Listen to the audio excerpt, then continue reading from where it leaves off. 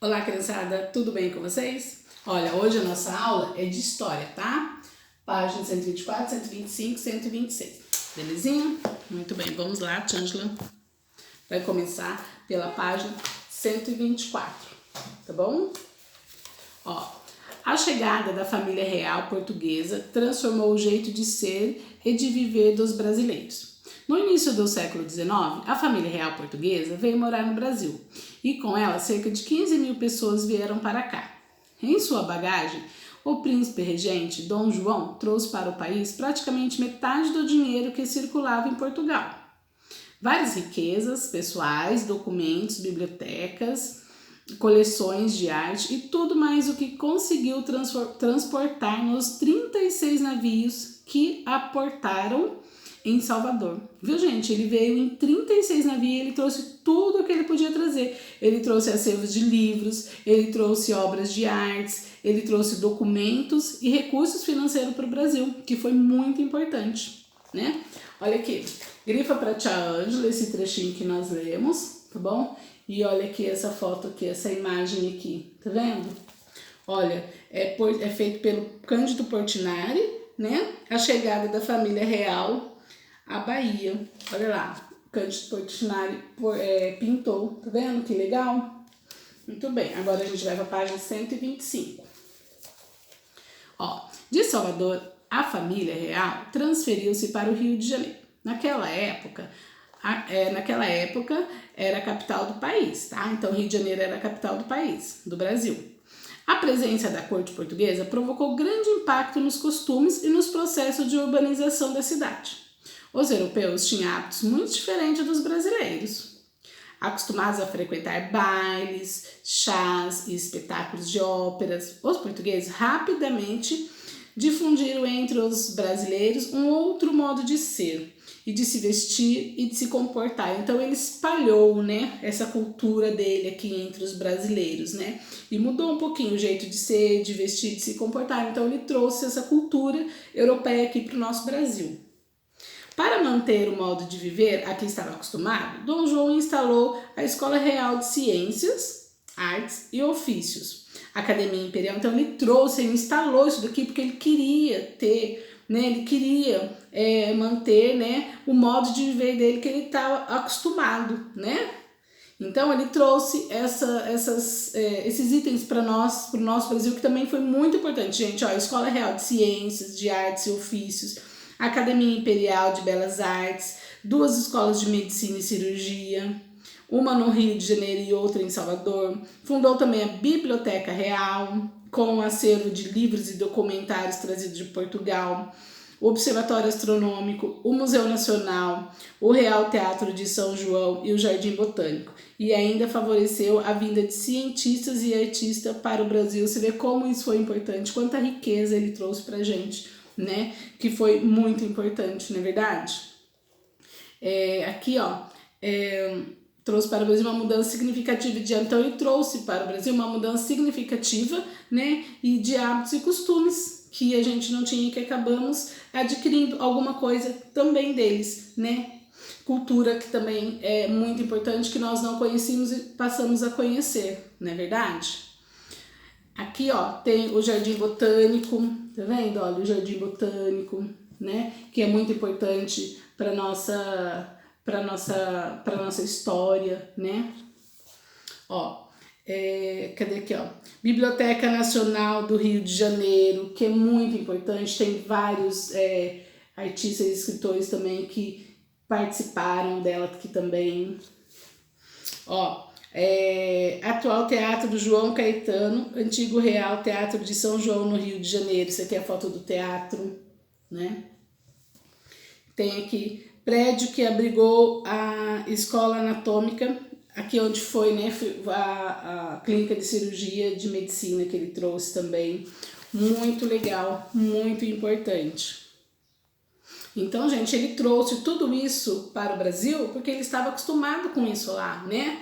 E ele queria ter o mesmo modo de vida aqui. Então ele estava acostumado a frequentar bailes, ele estava acostumado a enfrentar a gente, acostumado a frequentar óperas, teatro, então ele queria ter isso daqui pra gente. E você vê quando isso aqui é importante pra gente? Quem que não adora ir ao teatro, não é verdade? Quem que não adora frequentar uma biblioteca? Como é importante para o nosso conhecimento frequentar uma biblioteca, ir lá ler livros, né? Então ele trouxe essa cultura dele para cá e ele espalhou essa cultura entre nós brasileiros, não é verdade? Por isso que a nossa cultura também é muito rica, né?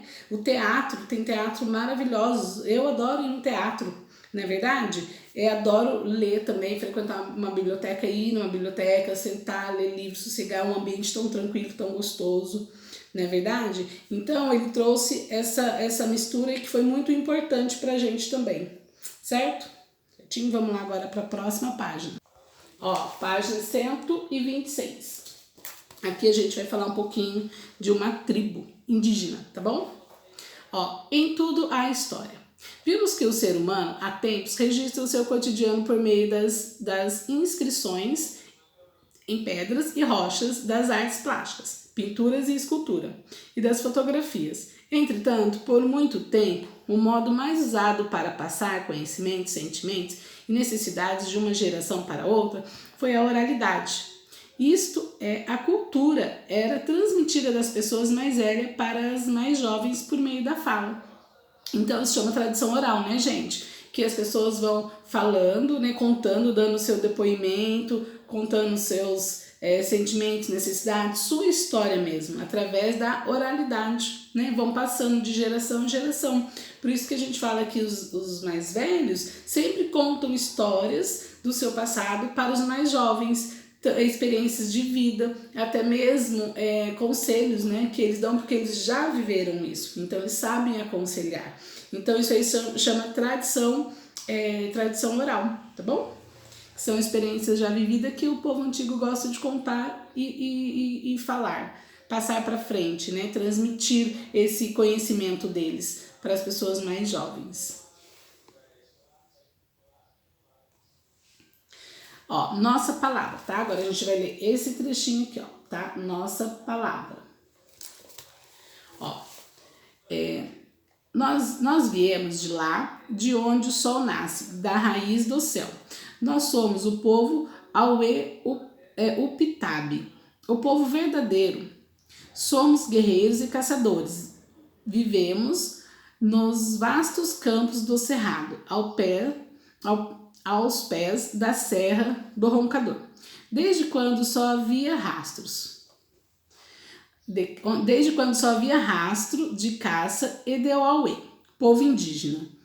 De quando não havia cerca nem estradas interrompendo nosso caminho. Somos de uma linhagem antiga. Aprendemos com os nossos ancestrais, os fundamentos da tradição, transmitidos de geração a geração. O tempo de hoje não é mais o tempo do poder, mas o conhecimento aprendido com os ancestrais. Permanece e vamos cuidar para que continue assim. Queremos que nossos netos e os netos de nossos netos vivam aqui, neste lugar, mantendo vivo o espírito da criação.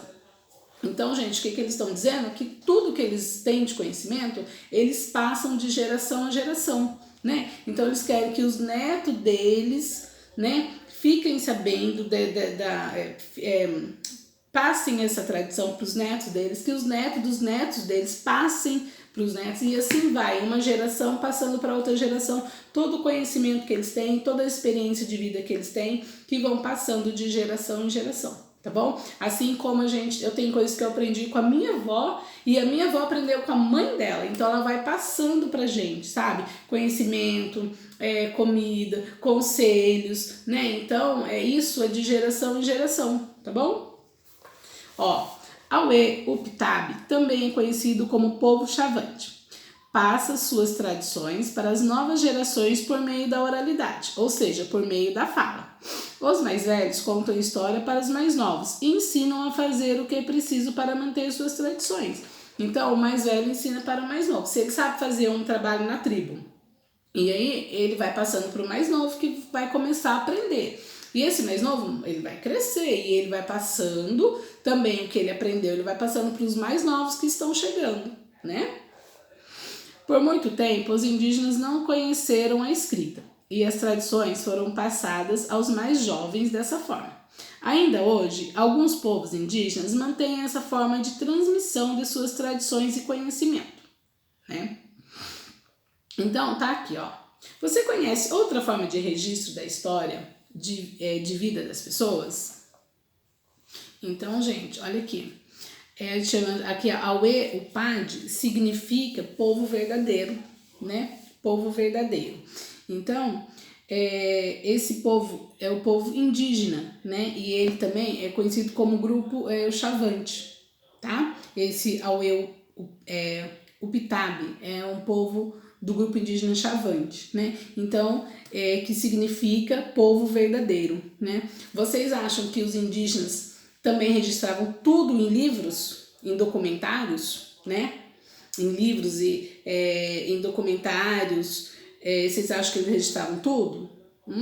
Não, né? Não. Por quê? Porque eles falavam também, né? A história que eles contam, o que eles, a vivência deles, os relatos deles também são, os depoimentos deles também são como uma forma de registro, né? Também são importantes para contar a história deles, né? Então nem sempre é escrito, mas sim oral, sim falado, documentário, histórias que eles contavam, né? Também faz parte de uma fonte escrita, de uma história, né? De um registro de história, tá bom? Vamos lá. Ó, você conhece outras formas de registro da história da vida das pessoas? Vocês... A tia Ângela leu, né, na aula passada nós falamos sobre registro de história, né? Na página que nós lemos, que estava falando lá da 123, outras fontes para a história, né? Que mais? Como que a gente pode? Outras formas de registro, sem ser assim, a oralidade é uma forma de registro, né? Documentário que as pessoas contam antigamente, né? O que os índios contavam antigamente, como era a vivência dele, como eles viviam, que eram passadas de gerações a gerações, não é verdade? E outras formas de registro. Muitos ontem na aula ao vivo me mostrou algumas formas de registro, não é verdade? Me mostraram. Então o que é? São fotos, né? São depoimentos. Ontem me mostraram foto de quando vocês eram pequenos, né? Isso é uma forma de registro. Documentos de vocês é uma forma de registro, né? Porque tá registrando o dia que você nasceu, a hora que você nasceu, onde você nasceu, a cidade que você nasceu. Então tá contando um pouco da sua história, tá? Livros contam muito sobre a história de um determinado lugar, né? De um determinado local, de uma determinada cidade, né? Depoimentos são formas de registro também. Fotos, né? Tiana já falou. Jornais, né? Jornais também são uma fonte de história, né? Para se relatar o que aconteceu. Convites de casamento. Lembra que a Tiana já falou sobre convite de casamento, convite de aniversário. Que mais? Certidões de nascimento, contrato, tudo isso, gente, tudo que conta uma história que é registrado ou oralidade também é uma forma de registro, de contar a história que a gente viveu, né? Tanto nossa particular, quanto também do país, de uma cidade, de um local, tudo é forma de registro, tudo conta uma história, tudo, tá bom? Então aqui, ó, bilhetes, filmes, documentários, né? Tem filmes que contam como era antigamente, não é verdade?